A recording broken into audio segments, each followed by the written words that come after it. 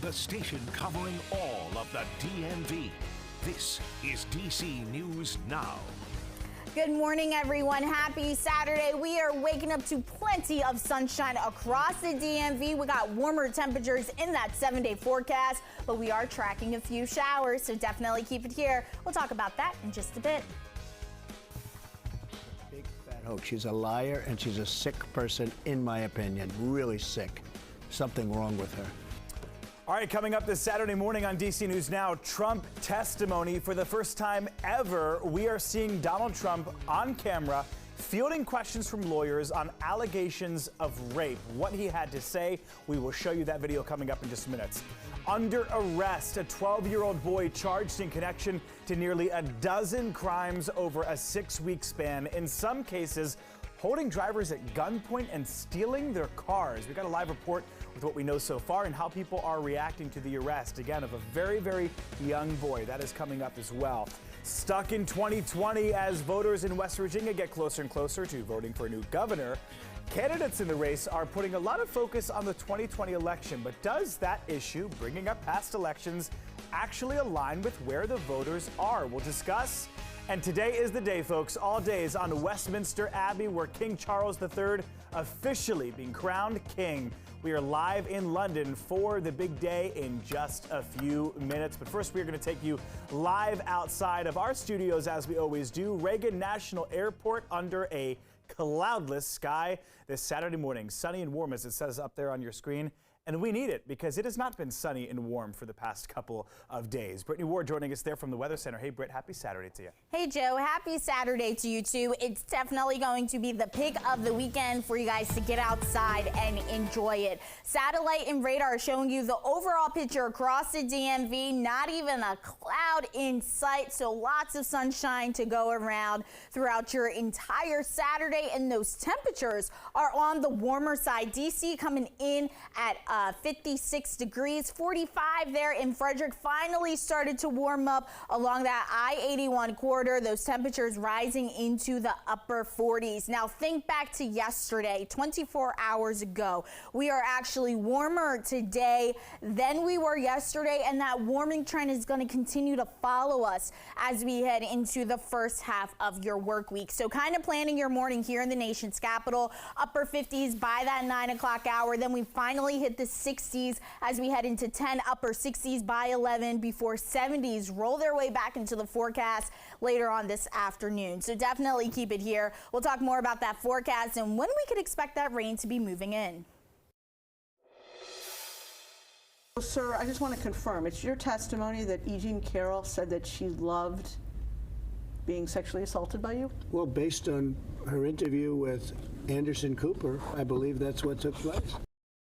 All right, we begin this morning again with that breaking news. What you just heard there is part of former President Donald Trump's deposition in the rape trial against him. That video going public, again, for the very first time ever just yesterday.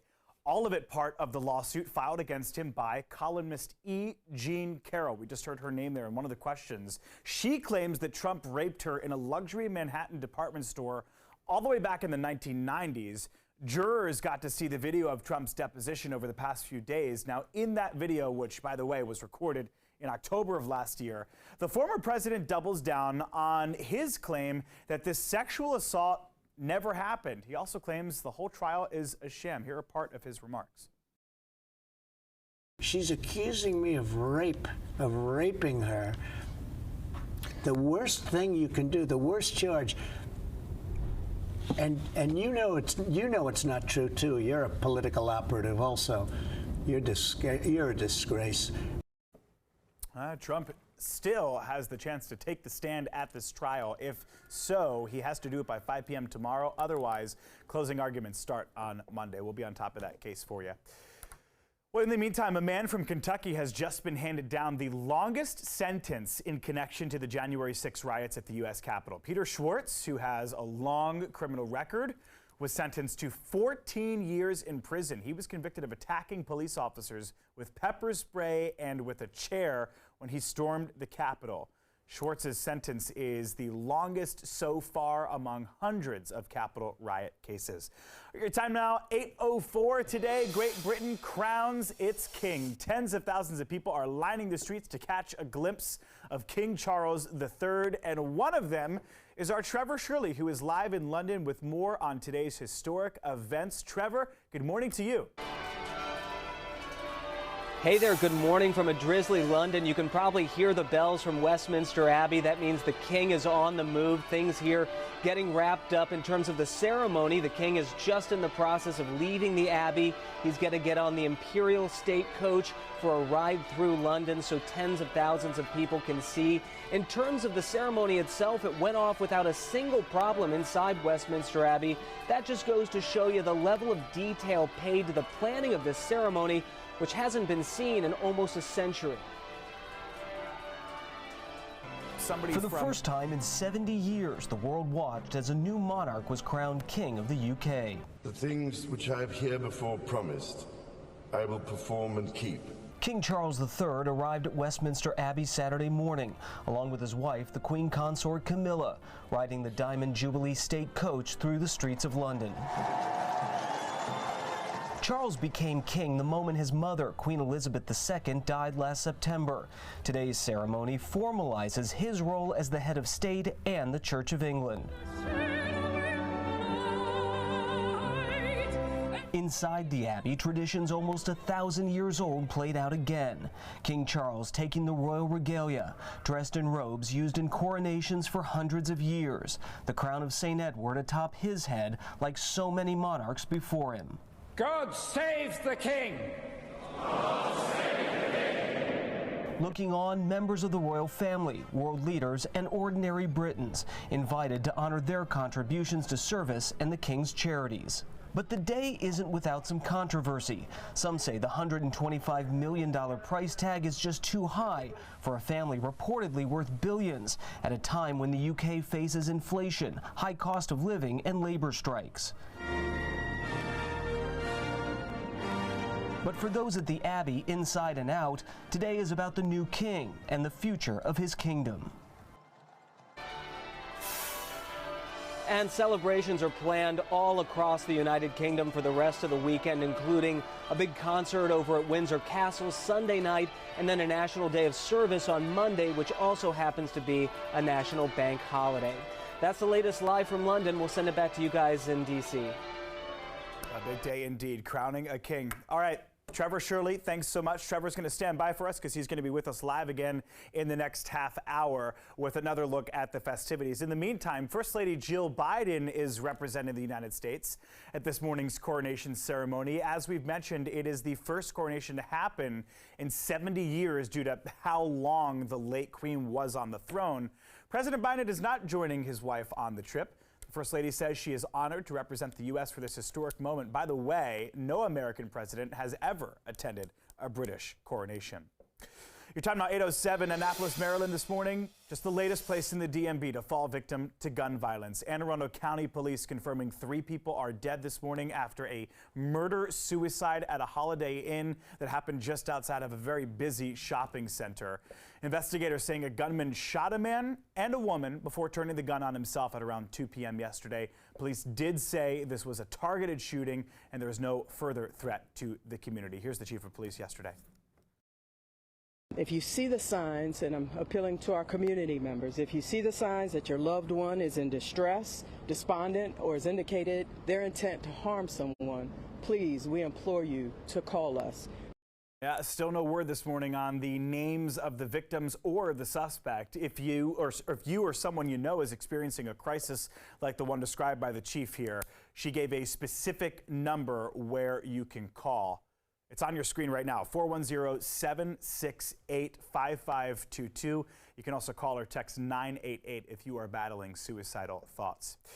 All right, this morning, 2 kids have been arrested and charged for different crime sprees in the district. The disturbing recent trend isn't just happening in D.C. This week, teenagers and kids were involved in violent incidents in both Maryland and Virginia as well. DC News Now's Tosin Fakile live in the studio for us this morning. Tosin, what's really shocking here is the age, how young these kids are committing these crimes, something that advocates, they're trying to figure out why kids these young are headed in this direction.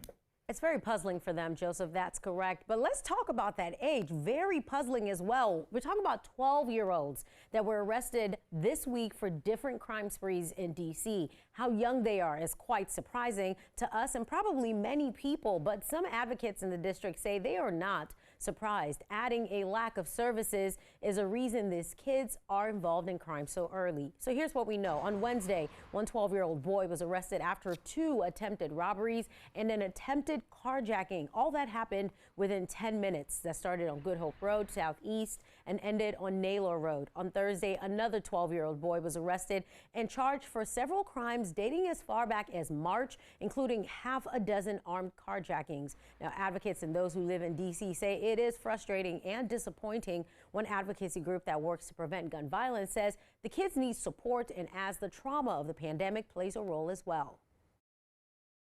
How do you instill new values in these young men, in these young women, so that what they value isn't hijacking the car? There is no such thing as senseless violence. It all makes sense if you calculate being murder capital plus drug capital plus opioid capital plus gun violence plus pandemic.